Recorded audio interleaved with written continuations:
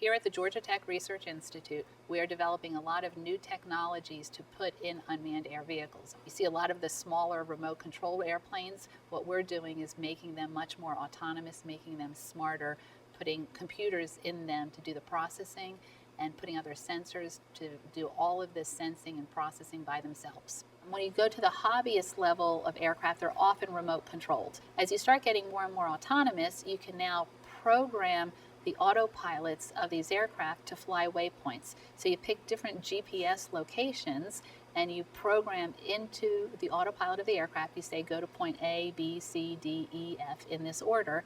Then we start getting to even more autonomy, and that is, for example, searching an area. And then really pushing the envelope is fully autonomous with multiple aircraft, and you may tell 3 or 4 or 5 aircraft to operate collectively in an area, but they have to figure out how to divide up the area themselves and then do their own searching in those divided regions. With our research, we're doing the highest level of unmanned vehicle autonomy and collaborative control and negotiation schemes. The way unmanned air vehicles work when they're fully autonomous is they have to use their sensors to perceive the external world, what's happening outside of them. They need to do all the sensing, the situational awareness, the situational understanding.